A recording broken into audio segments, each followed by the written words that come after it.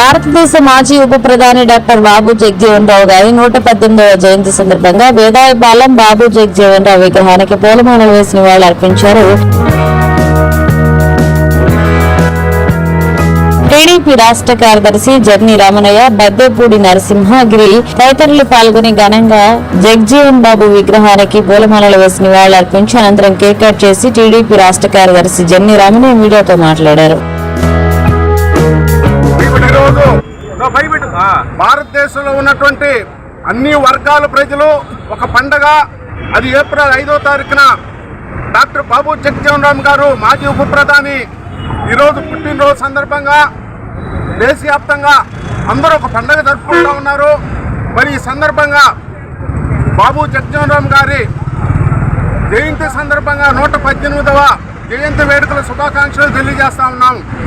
మరి ఈరోజు నెల్లూరు నగరంలో బద్దిపూడి సంజయ్ గారి జ్ఞాపకార్థంగా ఏర్పాటు చేసినటువంటి డాక్టర్ బాబు జగజీవన్ రామ్ విగ్రహానికి నెల్లూరు రూరల్ శాసనసభ్యులు కోటరెడ్డి శ్రీధర్ రెడ్డి గారు, అదేవిధంగా సర్వేపల్లి శాసనసభ్యులు సోమిరెడ్డి చంద్రమోహన్ రెడ్డి గారు, నూతనంగా మండల శాసనసభ్యులు ఎన్నికైనటువంటి బేద రవిచంద్ర గారు, ముఖ్యంగా జిల్లా కలెక్టర్ గారు కూడా మరి ఈరోజు జయంతి సందర్భంగా విగ్రహానికి పూలమాల వేయటం జరిగింది.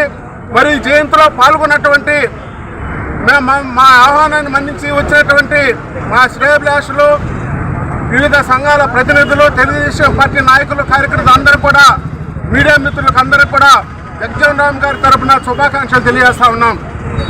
బాబు జగజీవన్ రామ్ గారు అంటే ఒక చరిత్ర.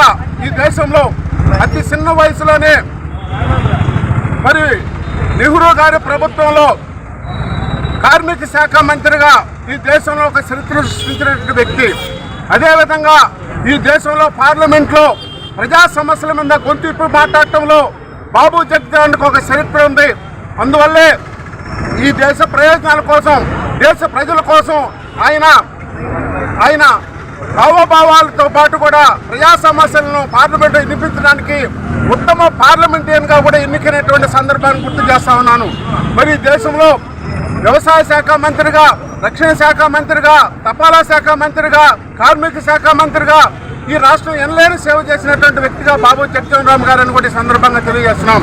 అయితే మేము యొక్క జయంతి సందర్భంగా, మీడియా సందర్భంగా కేంద్ర ప్రభుత్వానికి, రాష్ట్ర ప్రభుత్వానికి కూడా మేము విజ్ఞప్తి చేస్తా ఉన్నాం. బాబు జగజీవన్ రామ్ గారు ఈరోజు ప్రధాన విజ్ఞప్తులు చేస్తున్నాం. ఈ జిల్లాలో ఉన్నటువంటి బాబు జగజీవన్ శాశ్వత భవన్ కావాలని కూడా ఈ సందర్భంగా కలెక్టర్ గారికి విజ్ఞప్తి చేస్తున్నాం. మీడియా